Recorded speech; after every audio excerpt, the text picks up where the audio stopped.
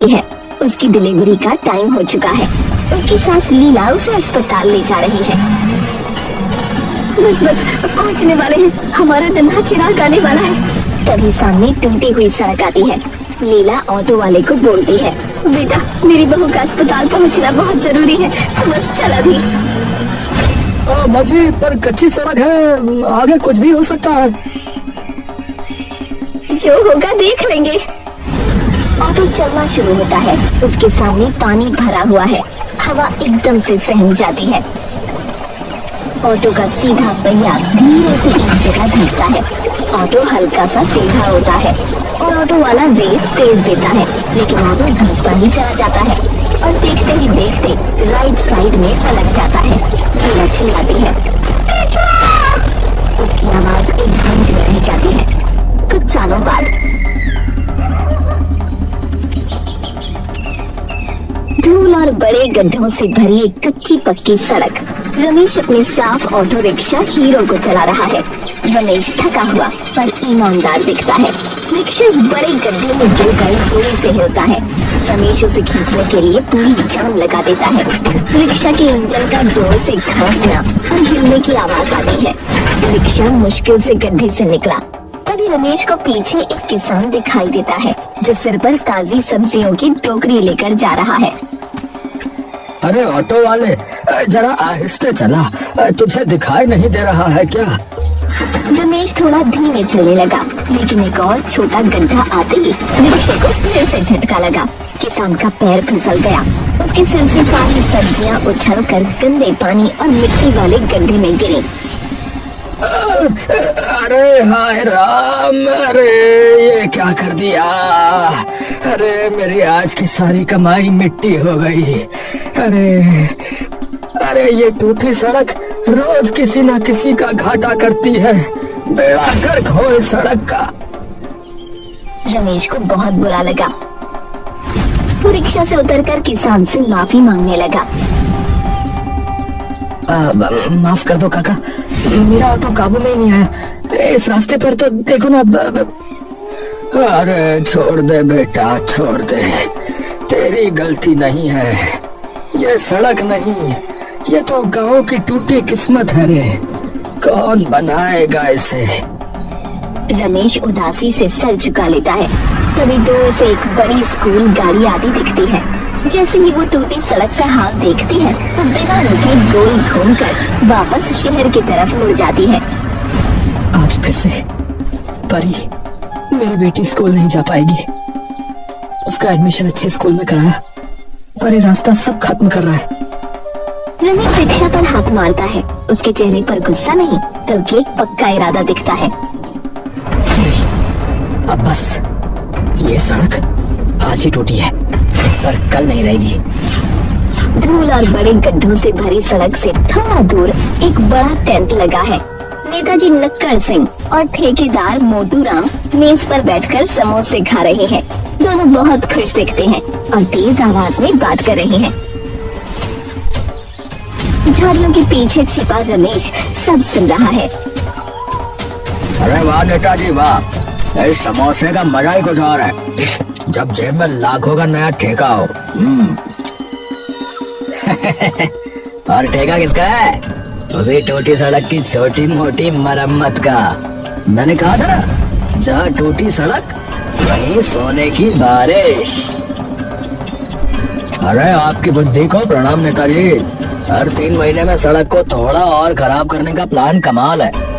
बेचारे गांव वाले सोचते हैं कि बारिश से टूटी, पर असल में तो ये हमारी मेहरबानी है। हाँ बिल्कुल, सड़क पूरी बन गई तो हमारा धंधा चौपट। इसे हमेशा बनने वाली है वाली हालत में ही रखना है। जो गरीब लोग हमें पैसा नहीं देते उनके लिए यही सही है। मोटू राम और नेताजी नक्कड़ सिंह दोनों जोरदार ठहाके मारकर हंसते हैं। उनकी हंसी की आवाज दूर तक गूंजी। अरे कल वो रिक्शा वाला रमेश, अरे बहुत परेशान दिख रहा था वो। बेचारा ऑटो लेकर गांव से बाहर ही नहीं निकल पा रहा। रमेश, वो सीधा साधा आदमी। अरे उसे लगता है कि ईमानदारी से काम चलता है। उसे पता नहीं कि इस दुनिया में पैसा और पावर चाहिए। वो रिक्शा चलाता रहे और हम पैसे गिनते रहे। रमेश का चेहरा झाड़ियों के पीछे गुस्से से लाल हो गया। उसकी मुट्ठियां भींच गईं। उसे अपनी बेटी परी और सब्जियां कमाने वाले किसान की याद आई। जानबूझकर करते हो तुम लोग, गांव वालों को तंग कर रहे हो, हमारी मजबूरी पर हंस रहे हो। और तुम्हारी इस भ्रष्टाचार की इमारत को मैं अपने रिक्शे और हाथ की मेहनत से तोड़ूंगा। रमेश बिना आवाज किए वहाँ से मुड़ता है और गुस्से में तेज कदमों से गांव की तरफ बढ़ता है। उसकी आंखों में अब उदासी नहीं बल्कि बदला और संकल्प है। रमेश गुस्से और तेज रफ्तार में गांव के बुजुर्ग चाचा जुगाड़ू की पुरानी हवेली के पास पहुंचता है। चाचा जुगाड़ू एक पेड़ के नीचे आराम से लेटे हुए बीड़ी सुलगा रहे हैं और अपने पैर से एक पुराने रेडियो को हिला रहे हैं। चाचा, अरे चाचा, आप यहाँ आराम कर रहे हैं और उधर शहर वाले भ्रष्ट नेता हमारा जीना आराम कर रहे हैं। अरे रमेश, अरे जरा सांस तो ले ले, है? बीड़ी पिएगा क्या? अरे अरे चाचा, नहीं चाचा, नहीं, बीड़ी नहीं। अरे इससे तो कैंसर होता है। क्यों पी रहे हो आप ये? बल्कि मुझे तो अभी गुस्सा आ रहा, सच बता रहा हूँ, क्योंकि उस मोटू राम और नेताजी ने जानबूझकर सड़क खराब रखी है। हमारा सारा धंधा चौपट हो गया। गुस्सा? अरे गुस्सा तो हलवा है बेटा, हलवा। ताकतवर लोगों को गुस्सा नहीं, हंसी चाहिए होती है, हंसी। तू कोई ऐसा काम कर कि उनकी अकड़ टूटे और दुनिया हंसने लगे। अरे पर क्या करूं चाचा, हमारे पास तो सिर्फ ये टूट फूट वाला ऑटो है और वो करोड़ों के ठेकेदार है। ऑटो? अरे ऑटो ही है तेरा जवाब बेटा, और मेरा देसी नुस्खा। कहाँ गया? हाँ सुन, मेरे दादाजी जो गांव के सबसे बड़े जुगाड़ू थे, उन्होंने इस डायरी में एक नुस्खा लिखा था, समझा? ये देख, एक खास पौधे से निकलने वाला चिपकाऊ गोंद है। गोंद? अरे गोंद से क्या सड़क बनेगी क्या? अरे चाचा, क्या मजाक कर रहे हो चाचा? लग रहा है बीड़ी फूक फूक के आप खुद फूक गए हो।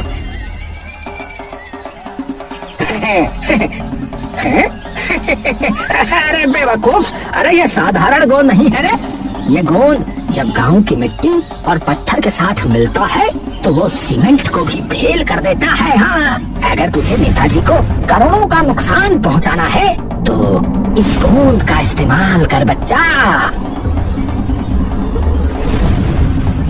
क्या? अरे बस चाचा, बस मिल गया। अब मैं अपना रिक्शा और ये गोंद इस्तेमाल करूंगा। मैं ही स्टू के रास्ते का पहला हीरो बनूंगा, देखना। लेकिन याद रख रमेश, इस गोंद में चिपक है, इससे सड़क नहीं टूटेगी, पर गांव वालों को भी साथ चिपकाना होगा, तभी काम बनेगा, समझा बेटा? रमेश खुशी से चाचा जुगाड़ू के पैर छूता है और तुरंत अपनी रिक्शा हीरो की तरफ भागता है। उसका चेहरा अब आत्मविश्वास से भरा है। रमेश अपने ऑटो रिक्शा हीरो के सामने खड़ा है। गांव के लगभग 10-12 लोग उसके आसपास हैं, जिनमें किसान, कुछ बूढ़ी औरतें और जवान लड़के हैं। लोग चुपचाप और दुविधा में हैं। गांव वालों, मैंने अपनी आंखों से देखा है, नेताजी और मोटू राम जानबूझकर हमें तंग कर रहे हैं। ये सड़क टूटी नहीं है, इसे तोड़ा गया है। तेरी बात सही है रमेश, पर हम गरीब लोग ठेकेदार से क्या ही लड़ेंगे बता?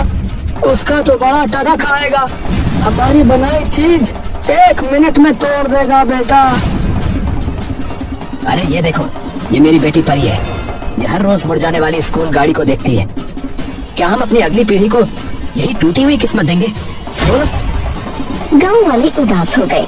रमेश तुरंत माहौल बदलता है और चाचा जुगाड़ू की गोंद की बात बताता है। लेकिन अब हमारे पास उसका जवाब है। ये है चमत्कारी चिपकाऊ गोंद। चाचा जुगाड़ू ने कहा है कि ये गोंद मिट्टी और पत्थरों को सीमेंट से भी मजबूत बना देगा। हमें बस एक साथ काम करना है। तो ठीक है रमेश भैया, हम तुम्हारे साथ हैं। कब से सोच रहे थे कि इस भ्रष्ट सिस्टम को सबक सिखाएंगे। जा बेटा रमेश, भगवान तेरा भला करे। इस नेक काम में हम अपनी जान लगा देंगे।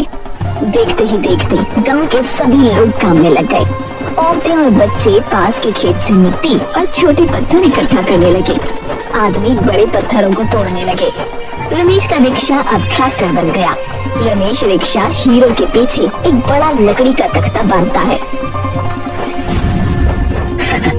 तैयार हो जाओ, अब हमारा हीरो चलेगा और ये सड़क सीधा दिल से दिल को जोड़ेगी। रमेश तेज रफ्तार में उस गोल मिट्टी और पत्थरों के मिश्रण को सड़क पर फैलाता है और रिक्शा की मदद से उसे समतल करता है। हाँ? अरे अरे ये गांव वाले तो सच में सड़क बना रहे हैं और वो रिक्शा वाला वो तो ट्रैक्टर बन गया। अरे तो गड़बड़ हो गई, मुझे नेताजी को बताना होगा। सुबह होते ही सड़क का एक बड़ा हिस्सा एकदम चिकना और ठोस हो गया। सूरज की पहली किरणें नई सड़क पर चमकी। गांव वाले थकान के बावजूद जीत की खुशी से एक दूसरे को देखने लगे। अरे वाह रे रमेश वाह, अरे तू तो सचमुच जो है टूटे रास्ते का हीरो निकला भाई। अरे हमारी किस्मत बदल गई। गांव की नई सड़क ये सुबह की धूप में एकदम चिकनी और मजबूत दिख रही थी। बच्चे जिनमें परी भी है उस पर भाग रहे हैं और हंस रहे हैं। किसान अपनी सब्जियों की टोकरी रिक्शा पर रखकर शहर जा रहा है। गांव में खुशी का माहौल है। पापा देखो, मेरी स्कूल गाड़ी वापस नहीं आ रही। आज मैं स्कूल जाऊंगी। रमेश ने अपनी बेटे को गले लगाया। उसने गर्व से नई सड़क को देखा। अरे तेरा बहुत बहुत धन्यवाद रमेश, इस सड़क ने सचमुच हमारी किस्मत बदल दी। अब मेरी सब्जी ताजी शहर पहुंचेगी। हाँ, गांव वाले खुशी से ताली बजाते हैं और रिक्शा हीरो की जय जयकार करते हैं। पास के टेंट में नेताजी नक्कड़ सिंह और ठेकेदार मोटू राम अपने मुंशी से बात करने लगे।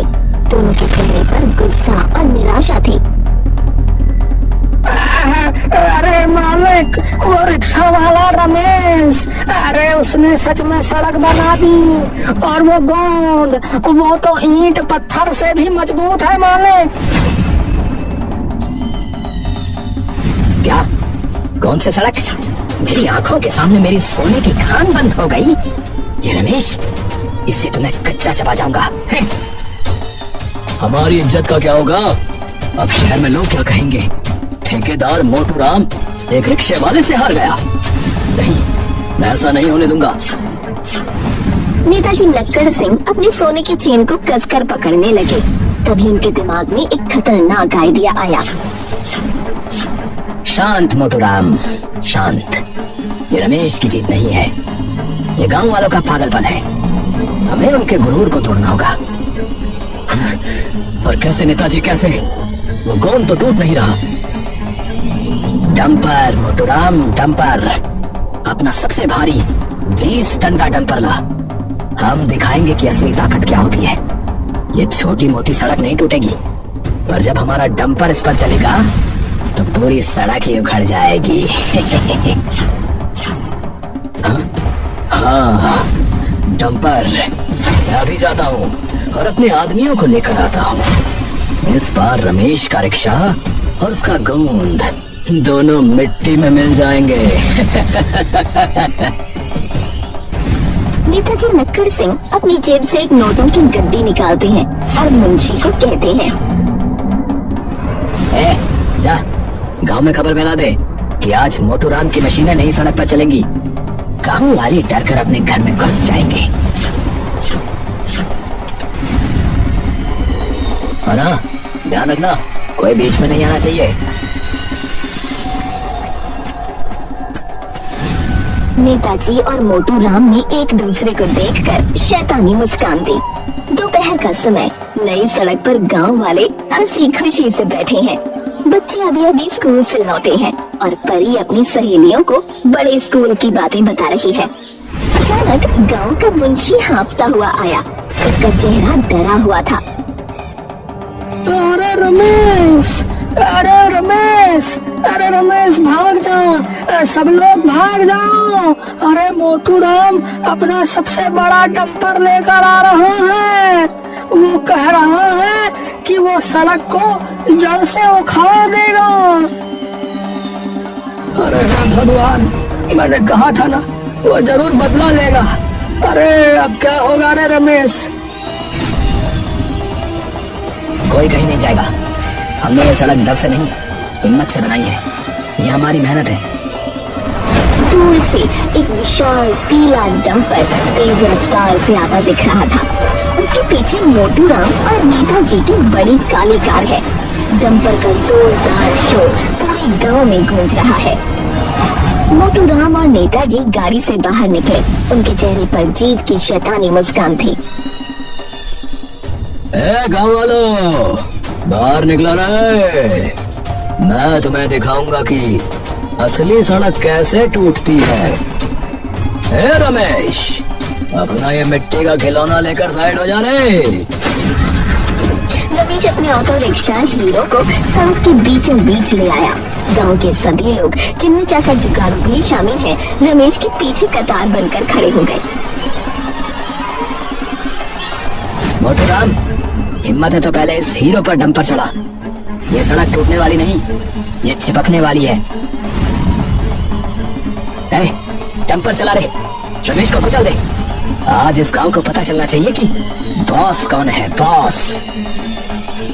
डंपर का ड्राइवर डरता है, पर मोटू राम उसे जबरदस्ती गियर डालने को कहता है। डंपर भयानक आवाज के साथ तेजी से रमेश और गांव की तरफ बढ़ता है। विशाल पीला डंपर जोरदार आवाज करते हुए रमेश और गांव वालों की तरफ बढ़ता है। डंपर का ड्राइवर डर रहा है, पर मोटू राम उसे चलाए जाने का इशारा करता है। रमेश और सभी गांव वाले डर के मारे अपनी आंखें बंद कर लेते हैं। खत्म कहानी। ये ले रमेश, तेरी सड़क का अंतिम संस्कार। देखा, ताकत किसे कहते हैं, देखा। तभी उनके सामने एक बूढ़ी औरत आकर खड़ी हो जाती है। ये कोई और औरत नहीं, लीला है, जिसके साथ कुछ समय पहले एक हादसा हो चुका था। इस सड़क के लिए लीला बोलती है, तुम लोग अब कुछ नहीं कर सकते। ये सड़क अब और हादसे नहीं करने वाली, क्योंकि इसका सफर यहीं तक का था। इस सड़क की वजह से कई लोग अब इस दुनिया में नहीं है, जिसमें मेरी बहू और मेरा नन्हा पोता भी शामिल है। लेकिन अब इस सड़क को देखकर लगता है जैसे ये लाचार हो गई है, भीख मांग रही है, और अब हम इसे ये भीख नहीं देंगे। अरे अरे, क्या सुन रहा है इस बुढ़िया की? चला डंपर इस सड़क पर। डंपर सीधा रमेश की बनाई हुई नई सड़क पर तेज रफ्तार से चढ़ा। एक पल के लिए सब कुछ शांत हो गया। रमेश ने लीला का हाथ खींचकर उसे साइड में किया। फिर टायरों के जोर से जमीन पर चिपकने की अजीब सी आवाज आई। चिपकता।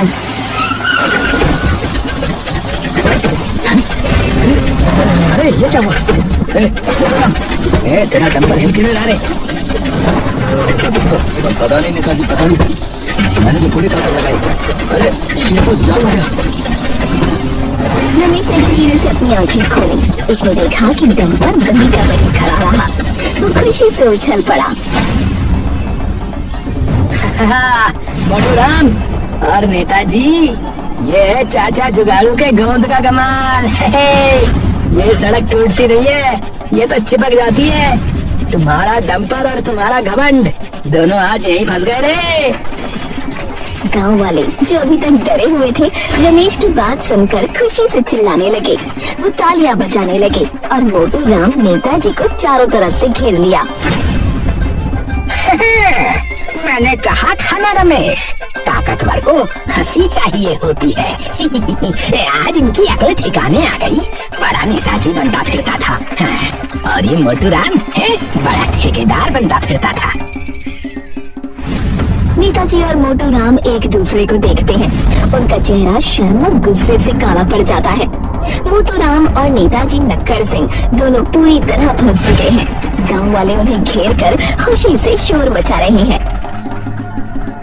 अरे छोड़ो हमें, तुम सब नहीं जानते कि मैं क्या कर सकता हूँ। अरे ये रिक्शा वाला, उसने मेरा करोड़ों का डंपर बर्बाद कर दिया। बर्बाद नहीं किया मोटू राम, तुम्हारी बुरी नीयत को जान कर दिया है। तभी दूर से पुलिस की गाड़ी के सायरन की आवाज आई। चाचा जुगाड़ू ने पहले ही किसी लड़के को शहर भेज दिया था। अरे कौन है ये सब, और ये डंपर भी सड़क पे कैसे फंसा रहे? इंस्पेक्टर साहब, ये जो बंदा खड़ा है खुद को नेताजी बोलता है हमारा, और ये मोटू राम है। ये जानबूझकर हमारी सड़क तोड़ रहे थे ताकि इन्हें बार बार ठेका मिलता रहे हैं, और वो इस सड़क के पैसे से अपने न्यारे मारे करते रहे। हमारे पास इस बात का सबूत है इंस्पेक्टर साहब। गांव वाले एक साथ चिल्लाकर अपनी बात कहते हैं। पुलिस इंस्पेक्टर डंपर को ध्यान से देखता है और फिर नेताजी के चेहरे को देखता है।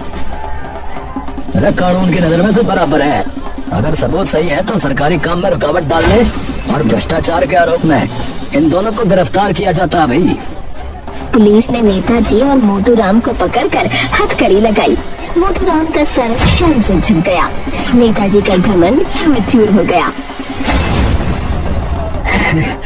रमेश, मुझे छोड़ दे। देख सुन, इधर आ। मेरे पास एक योजना है। इधर आ, मैं तुझे बता रहा हूँ। मैं तुझे नया ऑटो दिलवाऊंगा, समझा? समझा तू? नेताजी, मुझे नया ऑटो नहीं चाहिए, बल्कि मुझे तुमसे कोई भी भीख नहीं चाहिए। मुझे बस टूटे रास्ते पर इंसाफ चाहिए था, जो आज मुझे मिल गया। लीला रमेश के पास आकर उसे आशीर्वाद देती है। अगले दिन सुबह का समय, नई सड़क अब और ज्यादा साफ और चमकीली है। रमेश ने अपनी बेटी परी को स्कूल की गाड़ी में बैठाया। स्कूल गाड़ी रमेश की बनाई हुई चिकनी सड़क से शहर की तरफ आसानी से चली गई। बाय पापा, शुक्रिया हीरो। जा मेरी गुड़िया। रमेश, चाचा जुगाड़ू और बाकी गांव वाले एक साथ खड़े हैं और मुस्कुरा रहे हैं। चाचा, सही कहा था आपने। अकेले लड़ता तो हार जाता, पर गांव की एकता और मेहनत के आगे कोई भ्रष्ट ताकत नहीं टिक सकती। कैमरा नई चिकनी सड़क पर फोकस करता है। ये कहानी हमें सिखाती है कि अगर इरादा नेक हो और लोग एक साथ खड़े हो जाए, तो कोई भी आदमी अपने छोटे से कदम से भ्रष्टाचार की सबसे मजबूत दीवार को भी गिराकर टूटे रास्ते का हीरो बन सकता है।